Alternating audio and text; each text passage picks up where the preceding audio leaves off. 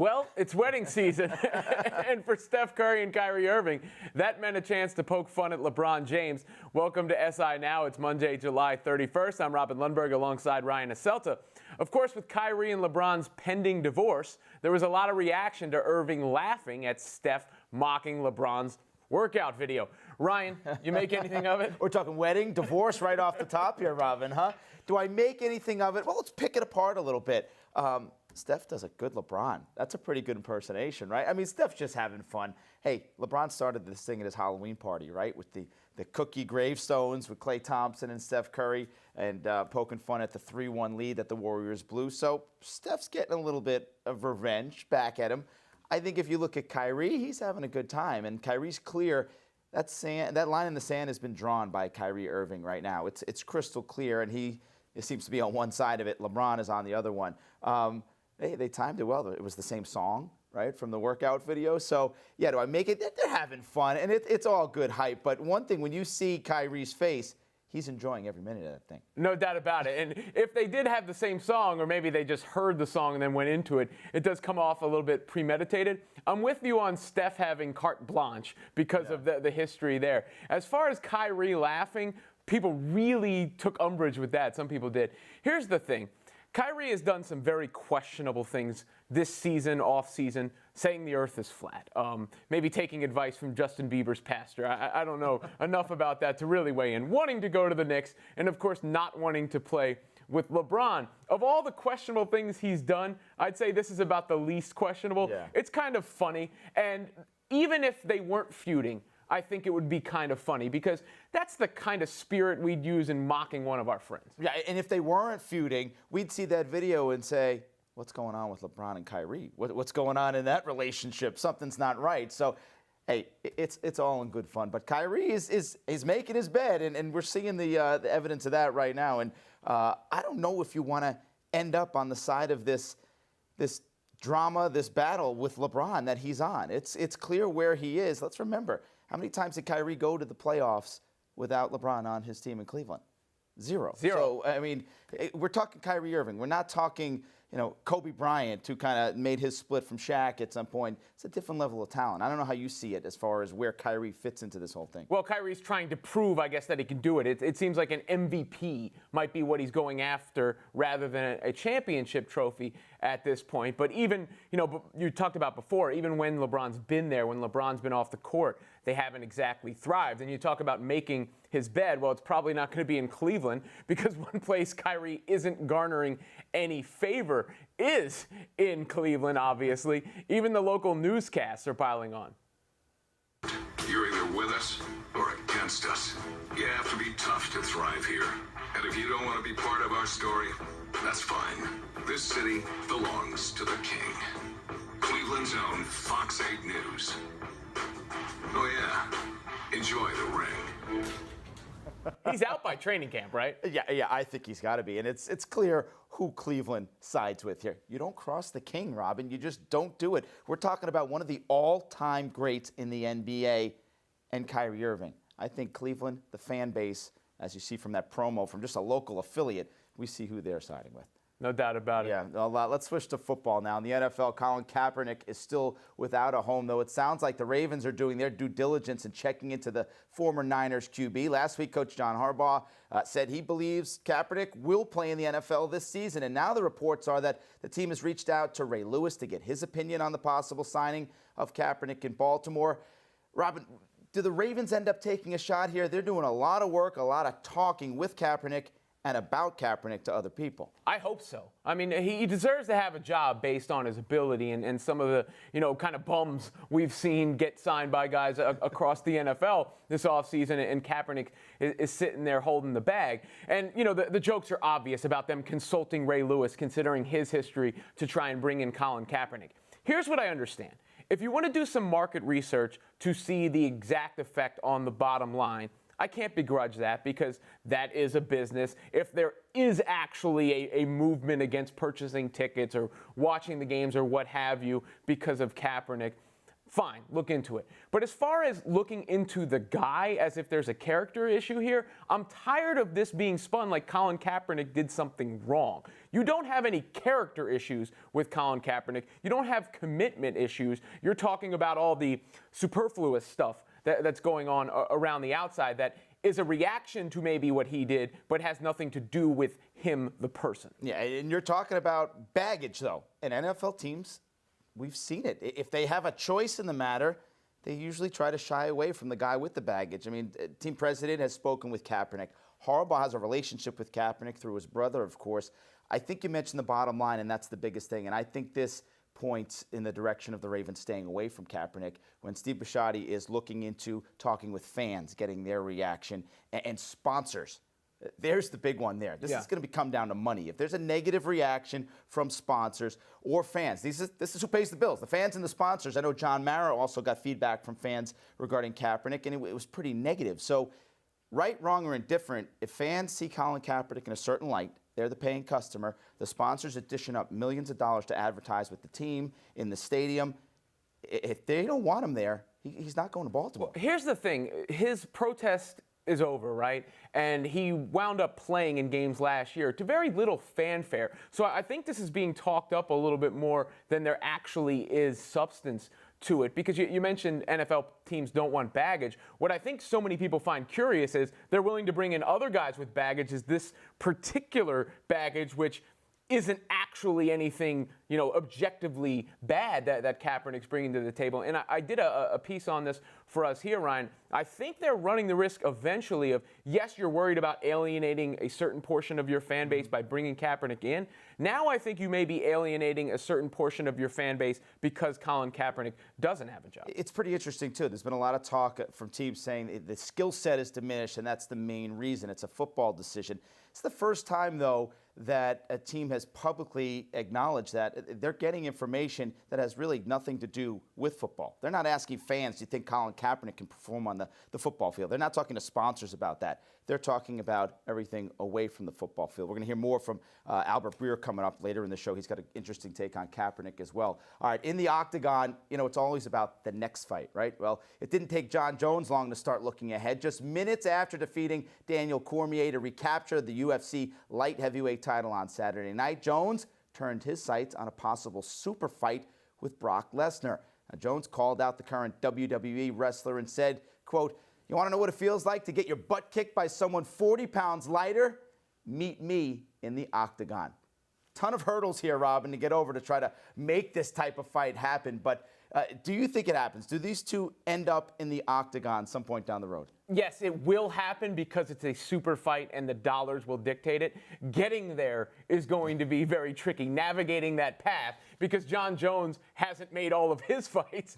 And, of course, Brock Lesnar was suspended for, PED use and the like. So actually getting a date on the calendar, an event planned, is going to be difficult, but I would pencil it in simply because the interest is going to be so high. And when Jones is in there, he's almost considered unanimously the best guy, but at the same time, he is giving up a lot of weight to Lesnar. God, this is screaming McGregor versus Mayweather. I mean, this is what they're trying to do. Lesnar has one UFC fight in the last 6 years. He's 40 years old, so obviously a lot more to lose for Brock Lesnar to go back and drop some weight and go back into a UFC fight against him.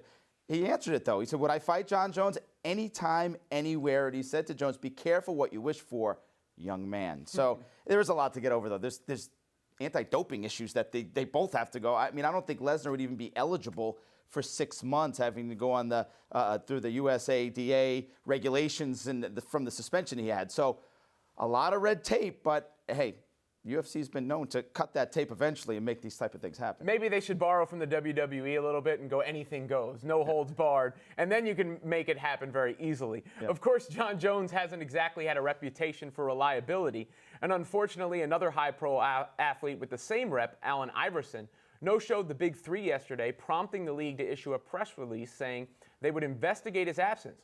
Ryan, is this cause for concern? It's not cause for concern, Robin, because in my opinion, I've said this before, and I've been called a hater for it. 6 months from now, people are going to ask, what was the Big Three?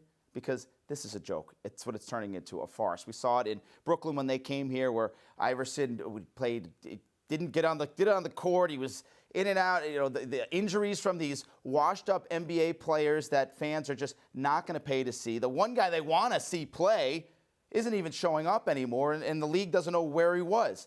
I'm sorry. The future of the Big Three is not bright, and I think this was doomed from the very start. Well, you know, what's interesting about it to me is it does put the Big Three in a position to act as a league rather than just like sort of a sideshow thing. They have to put out an official press release. But what's concerning is Allen Iverson. And I get it, this may not be the most important thing in the world, but I get very worried that his story is not going to end well. And instead of being, you know, a great American story, could wind up with a bit of a tragic ending. I mean, you're a big hoops fan, though. Are you paying to go see this product right now? As the names that are out there, Allen Iverson not there. It's not like, you know, Ice Cube showing up and hanging out at these games all the time. Are you going to pay money to sit and watch this stuff? You know, as a curiosity, I did watch the opening weekend, and I haven't watched any since, so maybe that's a commentary on where it could go. I am kind of rooting for it. I like the idea. I like having, you know,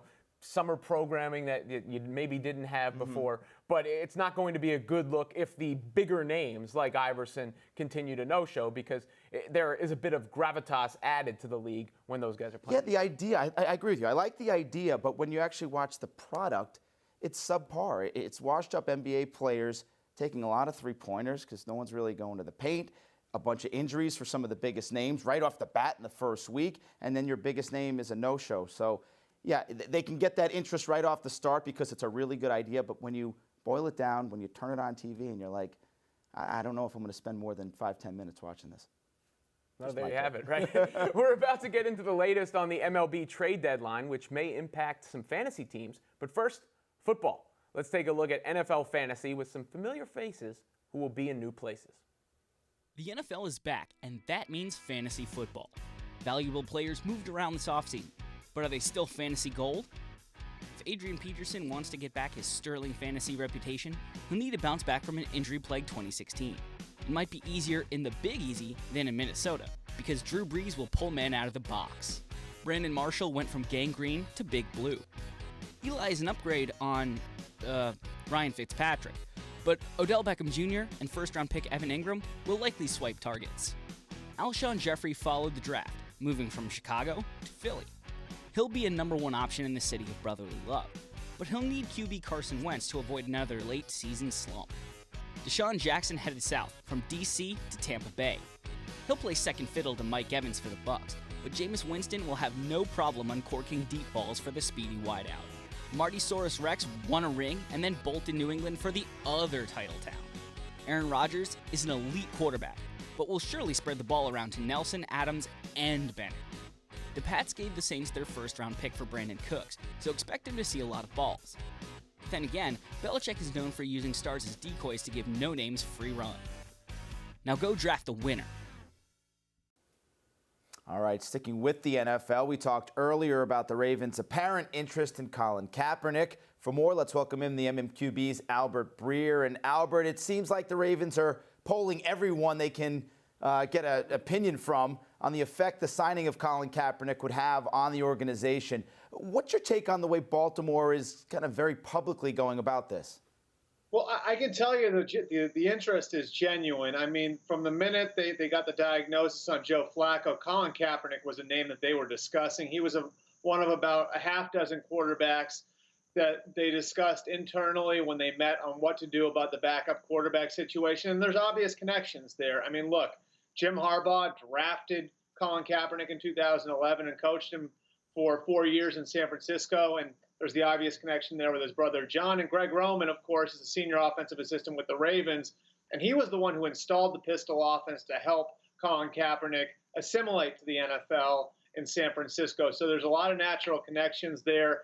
And I think one reason why this is a fit beyond just those connections, beyond the fact that they've got an offensive coach in the house who's made an offensive scheme work for Kaepernick, is the fact that this is a back injury and Joe Flacco is 32 years old and those things tend to linger. And so this is a situation where the idea that they might have to go to a backup quarterback or do something a little different to create some offense in that sort of spot is very, very real. And so the interest there is real.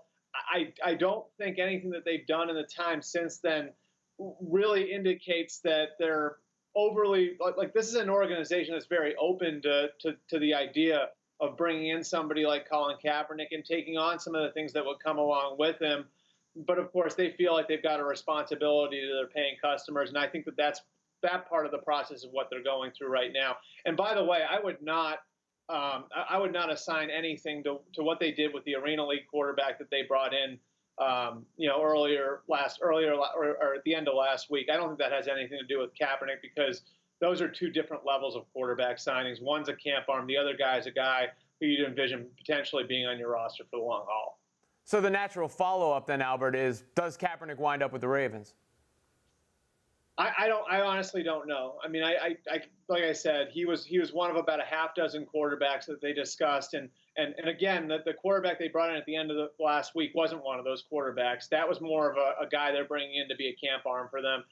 They talked about a half dozen quarterbacks who would be fits for them as season-long backups, as guys who would have a chance to compete with Ryan Mallett to be the number 2 guy behind Joe Flacco and be the guy that they'd be comfortable going with should Joe Flacco's back injuries or back problems flare up again. So, to me, he's in that group of quarterbacks that are under consideration right now. And I think part of this is going to be waiting and seeing what happens with Joe Flacco. Again, the plan with Joe Flacco was to give him about a week of rest. They're about halfway through that, and then reassessing, when that week passes. And so I think we'll have some more answers on this later in the week. Moving on to other offseason storylines, Carolina's had an interesting offseason. The GM was canned. Cam Newton spoke about not changing his game. One player who could help Cam is Christian McCaffrey. Backfield mate Jonathan Stewart said McCaffrey can't be covered one-on-one out of the backfield. How much do you think he's going to help the Panthers offense? Well, I think what's fascinating about this is the type of player he is. And I talked to Mike Shula about this, their offensive coordinator, earlier in the offseason. And really over the last 5-6 years, they've studied all of these college spread offenses to try and figure out what the best way to use Cam Newton was, because they knew that to get the most out of him, they had to be a little bit creative because he's such a unique athlete. And in doing that studying and looking at all these college spread offenses, they became fascinated with these kind of X-factor weapons, these guys you see in the college game who move all over the formation. I think Percy Harvin was probably the forerunner for all of this in Florida way back in the day. But one of the things they decided this year was, let's find ourselves some of those guys because we see how it fits when we're looking at some of this college tape. Let's find some guys who have some position versatility who, when we break the huddle, the defensive coordinator has no idea where those guys are going. And now you see it with their first 2 picks. I think most teams looked at Christian McCaffrey and saw him as a running back who could be a slot receiver, and looked at Curtis Samuel as a slot receiver who could be a running back. And so now they've got 2 guys they took at the top of the draft where when those guys are in the huddle together, when they break that huddle, the defense is going to be trying to figure out where those guys are going. It's going to make them tougher to defend. And again, it fits a lot of the stuff that they're already doing and they've put in to accommodate Cam Newton. Albert, how about Houston? You wrote about the Texans quarterback battle. What are the chances here that Deshaun Watson actually starts over Tom Savage? Well, let's start with what they think about of Deshaun Watson. He's way ahead of schedule. They've been really impressed with what he's done, and he's made major strides in the 3 months he's been there. So all good on Deshaun Watson, but I think this is going to be a little tougher for Deshaun Watson than it is for a typical rookie quarterback. The reason why? Between 2008 and 2016, 24 quarterbacks went in the first round. Just 1 went to a playoff team. Usually in these situations, teams that draft quarterbacks in the first round have a major hole at the position and aren't very good. And in those situations, a lot of times the tie will go to the rookie because the team has so much invested in that rookie, and they know they aren't going to be very good in that year. And so a lot of times they say to themselves, okay, let's just throw the kid out there and see what happens. I actually think in this situation, it's reversed, where the tie would go to the veteran. The tie would go to Tom Savage. The reason why? The Texans were a playoff team last year. They've got a lot of players who are in their prime. And when I talked to Bill O'Brien about it last week, he said, really, he owes it to the veteran players to do what's best for them right now. And so because of the makeup of their team, because they're the defending AFC South champions, and because they feel like there's a lot of high-end potential on their roster, they'd be a lot less apt to ride out some of the bumps that you go through with a rookie quarterback. So again, most of these situations, first-round quarterbacks, the tie is going to go to the rookie. In this situation, I think the Texans would actually be more apt to play it safe because they feel like they owe that to the rest of the guys in their roster. All right, just a couple of these storylines we're following as we enter week 2 of training camp. Albert Breer, the MMQB, thanks for being with us, man. All right, thanks, guys. Swinging a hard hit ball inside third, base hit down the left field line. And there it is, number 3,000 for Adrian Beltre. All right, turning to baseball. Now, last night, the Rangers' Adrian Beltre became the 31st player to reach the 3,000 hit mark, making him our adrenaline performer, presented by Toyota. Let's go places. Of course, it's trade deadline. Lots to talk about here. Beltre, 3,000 hits, 454 home runs, and over 1,600 career RBIs. Surefire Hall of Famer? Let's talk about it. SI.com's Gabriel Baumgartner is here with us. And Gabriel, when you see someone like Beltre, he's done it over quite the amount of years here. A bit of a compiler, I'd say, to get to 3,000. Is he a lock for the Hall of Fame? I think he is. I think he's first ballot. I mean, you're looking at a guy who started his career in 1998, really young with the Dodgers, and also rebounded from a kind of a dead period when a lot of people would consider him in his prime, from 2005 to 2009 with the Mariners. And ever since he's gotten back with the Red Sox and then proceeding to the Rangers, he's just a model of stability as well as his power. He's been one of the best defenders the game has seen in a long time. And now that he's reached 3,000 hits, he's just one of the most consistent and impressive players in baseball. And I think he's in with no problem. Let's stick with the Rangers, who seem to be the center of the trade conversation right now as the hours click down to 4 o'clock Eastern on Monday afternoon. Yu Darvish in the spotlight. Does Darvish get moved to a contender? Well, I think Texas wants to move him. I think the problem is that they don't really have a lot of suitors for him. The Dodgers are identified as the ideal team for him to go to. The Rangers are apparently enamored with the Dodgers' top prospect, an outfielder by the name of Alex Verdugo. The problem is the Dodgers, even if they're in win-now mode, are probably willing to acquire a rental, but they don't want to part with their top prospects.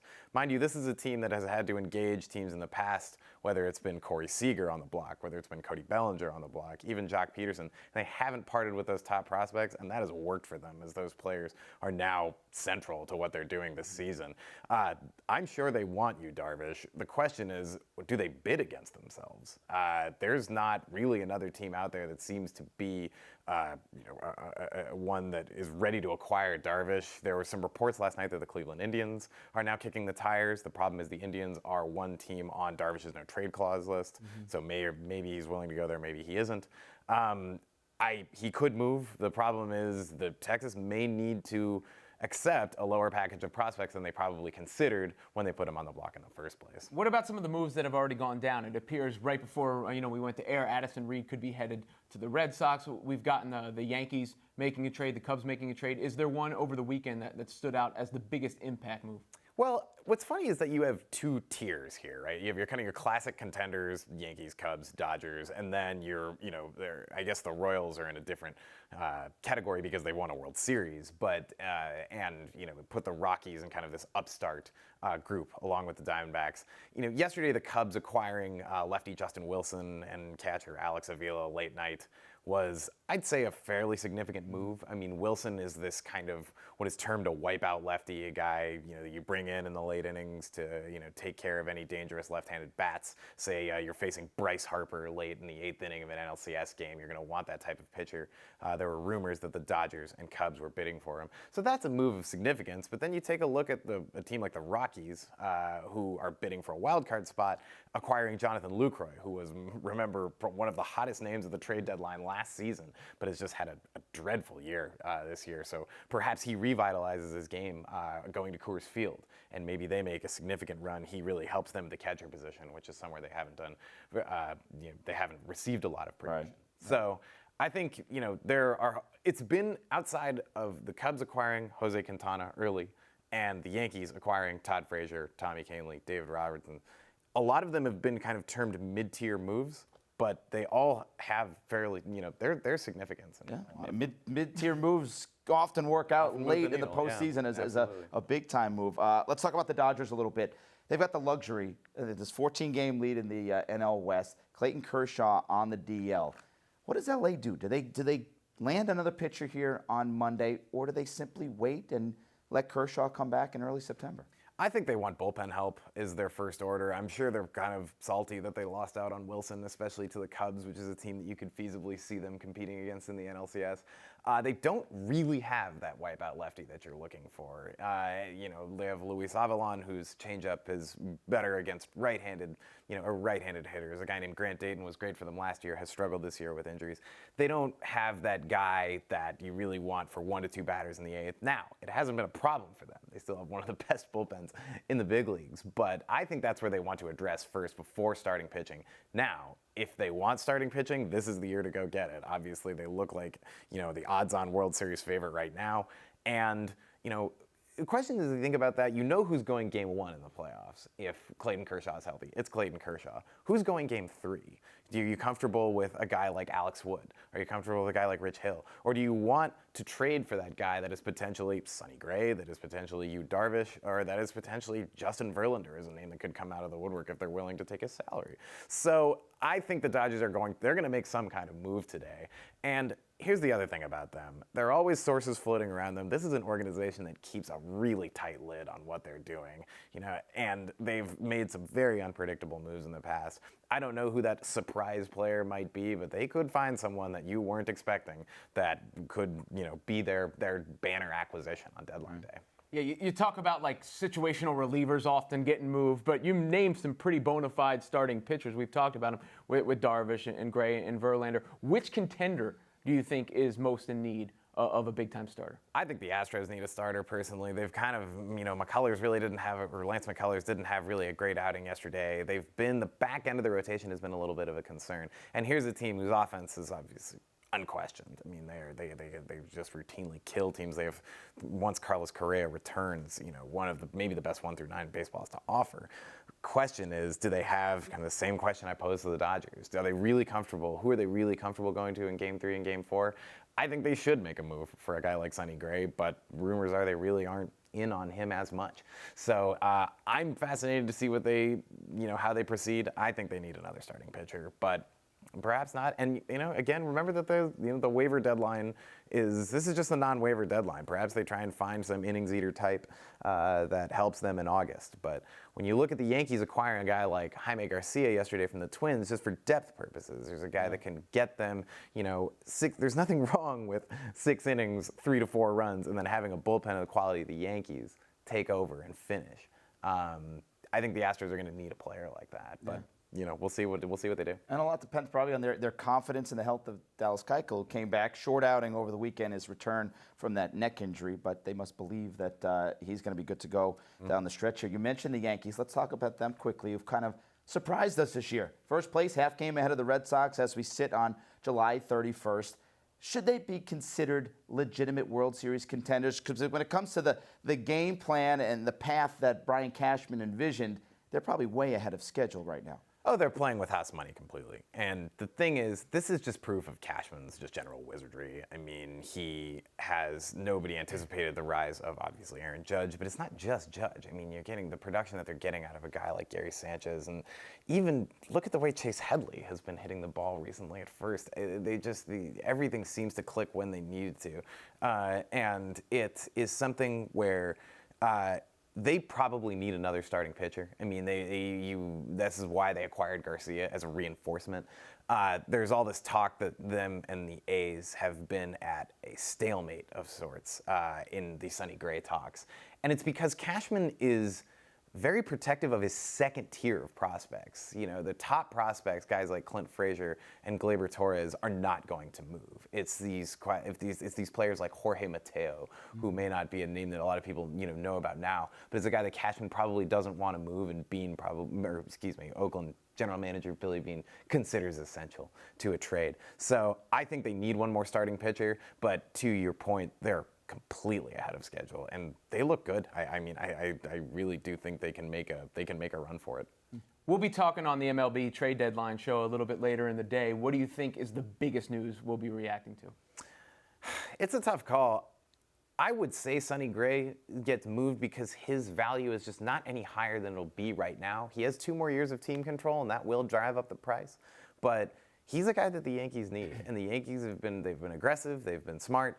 And I really do think that would complete a very successful deadline season for them.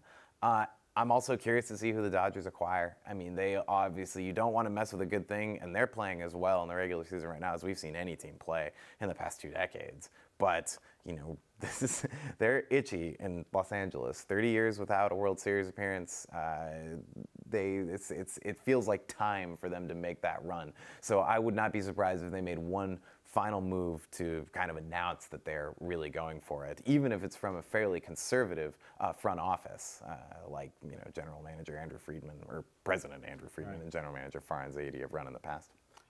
Appreciate Yeah, thanks, Gabriel. A lot to keep an eye on in the next, what do we got? Just under 5 hours from now, 4 o'clock Eastern time. Gabriel, thanks for being with us. And that's going to do it for this Monday edition of SI Now. A lot to keep an eye on throughout the day in Major League Baseball. We got our trade special coming up later on this afternoon. So we'll bring you all the latest news and moves. Who's going where? Who's staying put? We'll know it by 4 o'clock today. We will see you back here again tomorrow morning, 10:30 Eastern, as Robin does his best. LeBron, take us out, LeBron. I just did it. I can't do it again. We'll see you tomorrow.